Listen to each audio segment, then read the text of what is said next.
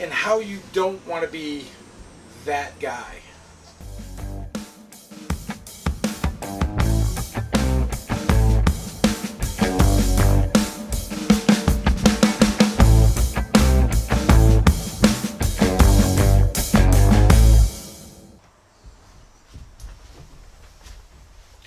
Hello YouTube. Well, I told you I was going to bring you a stolen valor update, investigations kind of video. And I'm out here in the trailer. I was doing some vacuuming, getting the floor swept up, getting everything cleaned up. Got to wipe down the walls. And air conditioner warranty's been submitted, so I'm getting a new unit. Not sure exactly when that's going to happen, but it should be in before the next trip, which is the 21st of September. And we'll be going to Lake George for Americade. Should be a good trip. Should be some great rides up there. But today's video, I want to talk a little bit about stolen valor investigations and how you don't want to be that guy. So, due to COVID over the last 12 months or so, I've submitted a dozen or so records requests to NPRC, and I've received 3 of them back, and all 3 of them said they were unable to locate any military records based on the information that I was given. So my first requests usually go in with a name, date of birth, claims. I fill out the standard form 180 Freedom of Information Act request, and I send it in. 2 of them were easy. One was an ex-wife who thought that her ex-husband's military claims were BS, and they were. A little more digging, and there were no records found. He said he got out on other than honorable or general discharge, and he was stationed in Cuba, and it just, none of it made any sense. The other one, I don't even remember, but I mean, it wasn't worth digging any deeper into. However, somebody requested a records check on someone who claims military service. They do have a service-related injury. They are receiving VA care, but at the time it was questionable because he was very elusive about his military service. About the only thing he'd say is he served for 11 years. Wouldn't give, much more information than that. Didn't say what he did, where he was, who he was with, any of that. Didn't really make any comments that would have piqued my interest. However, not only one person, but I had a couple of other people say, don't think this guy served in the military. Well, in fact, I get back the records check and it says, nope, unable to find any records. Very common name. He is on YouTube. He is a public personality. He does have some notoriety on YouTube. And, people question their claims when they have some notoriety on YouTube. Understandable. So, the way I tier my investigations, the first thing I do is if I can get a name and date of birth, which is relatively simple, and I can verify that's who the person is and I can verify that's their date of birth, then I submit to the NPRC and I get a records back. And in this case, it came back with they were unable to locate records based on the information I gave them. Okay, that's fine. But something didn't feel right about it. He was, like I said, very elusive. So if I have contact information, I always reach out, send him an email, and I was requested to do a military background check on you in regards to a possible stolen valor claim. Now, in order to be prosecuted under stolen valor, of course, you have to receive money, property, or some other tangible benefit. And there was a possibility that this was taking place. So I asked some basic questions, you want to just take a picture of your VA ID card or a redacted DD-214 or some other way that you could possibly just verify your military service, and I can close this out and be done with it. And the email I got back was, well, why don't you send me your stuff? Well, my military record was not in question. I received a request to find out what your military background was. My military background at that point is irrelevant. It's focused on you. So telling me to give you my stuff, that it's irrelevant. And I'm not going to do it anyway, because that just gives the real phonies out there a copy of a redacted DD-214 that they can cut, paste, and forge their own documents. And it happens all the time. Another friend of mine shared some sections of a DD-214 that was submitted for a VA claim, and I looked at it and I was like, this thing's forged. It's all BS. That's not how this is done. And he was like, yeah, and the Office of the Inspector General through the VA got involved with it. Of course, the claim was denied, and I don't know if they went forward on the forgery charges or not. Technically, it would have been forgery and uttering a document by presenting that as an official military document or government document in order to receive a benefit. Now, there's been a lot of people that have been prosecuted that have fraudulently got into the VA system. So this person claiming he's getting VA claims and showing video where he's sitting in the parking lot of the VA, I was very skeptical, to say the least. However, I wasn't going to let it go, only because now I've got this email conversation going on with him, and he had responded, and we talked, and he was more trying to get me involved in some kind of a Fourth Amendment debate and a bunch of other stuff. I don't agree with his interpretation of the Fourth Amendment. I'm not an agent of the government, so by asking if he would provide any kind of documentation that could bring light upon his military service, I wasn't having any of it. I wasn't getting in a debate that has nothing to do with their military service claims.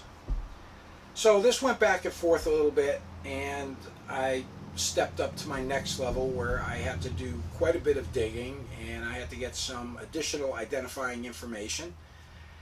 And one of the ways we do this, and I use other sources that have access to systems such as the Army training system, the ATAR system, where they could punch in a social and it'll come back with a name and what schools they've attended.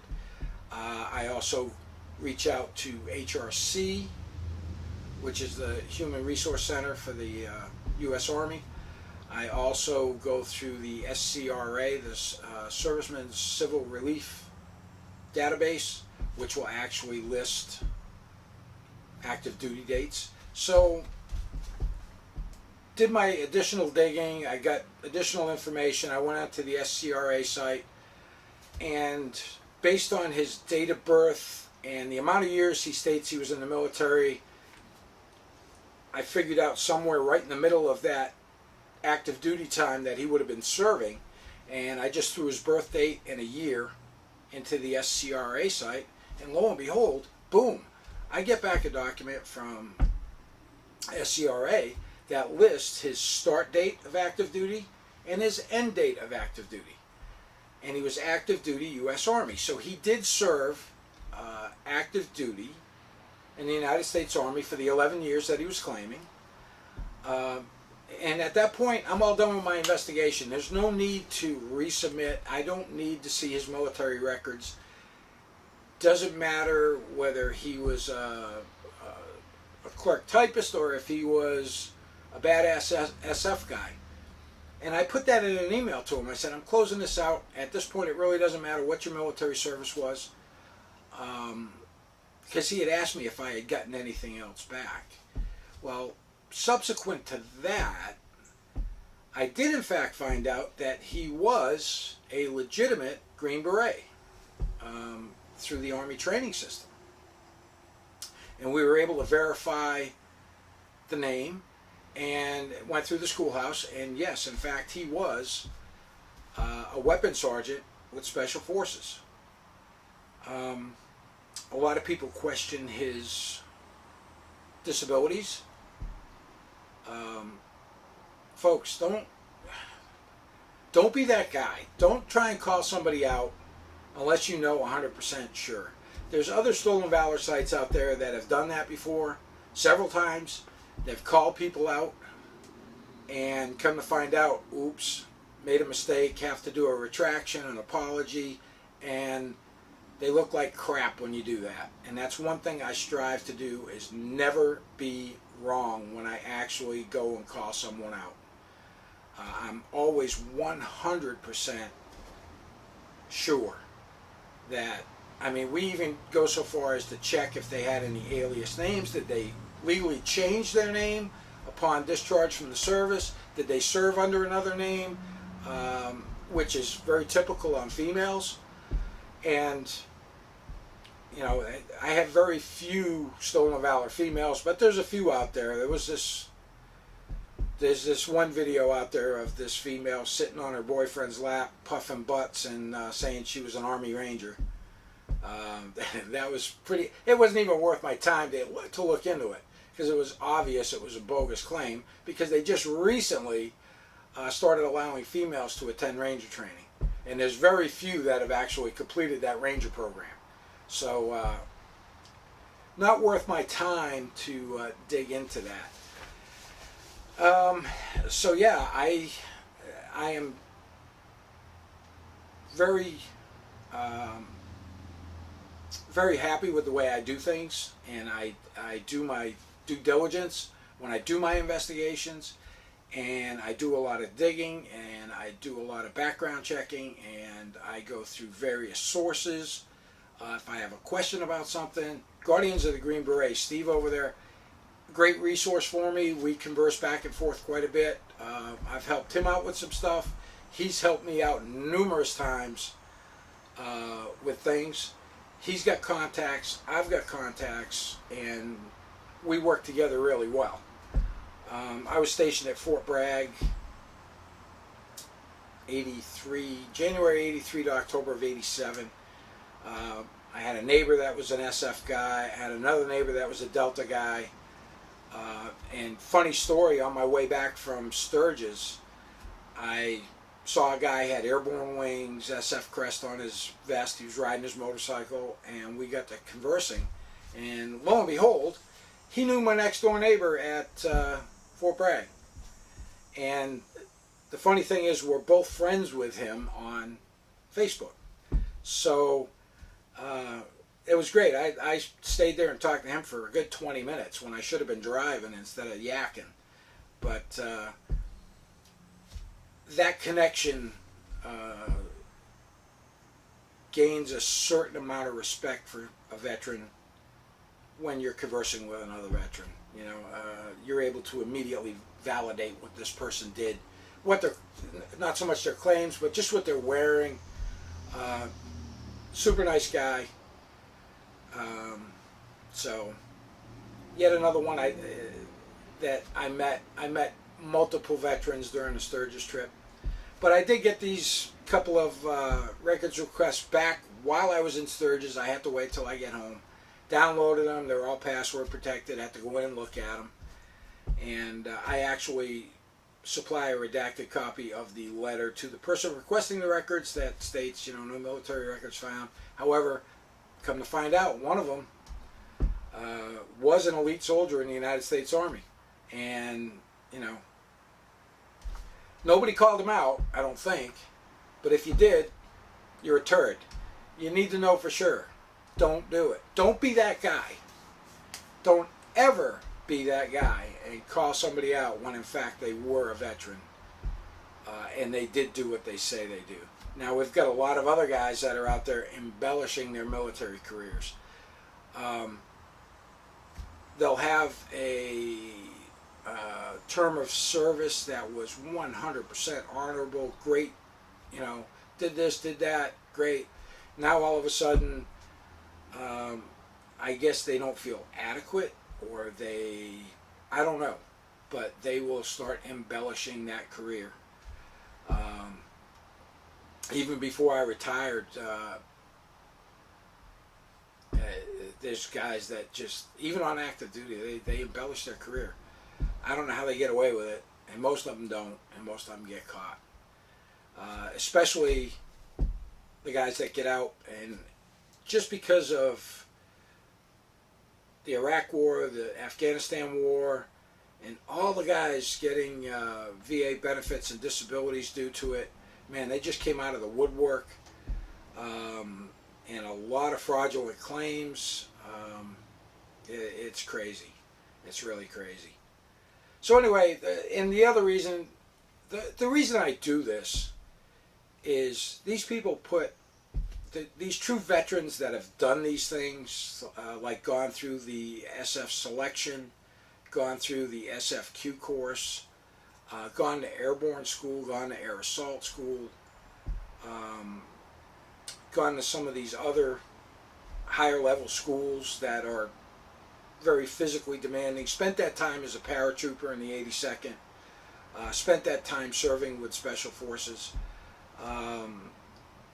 and then you have these bozos that are claiming it. That's just wrong, and that's why I have no problem calling them out. Some veterans don't have a problem with it. They don't see an issue with it, but I do see an issue with it, and that's why I do this. So anyway, if you like the content, make sure you click that subscribe button.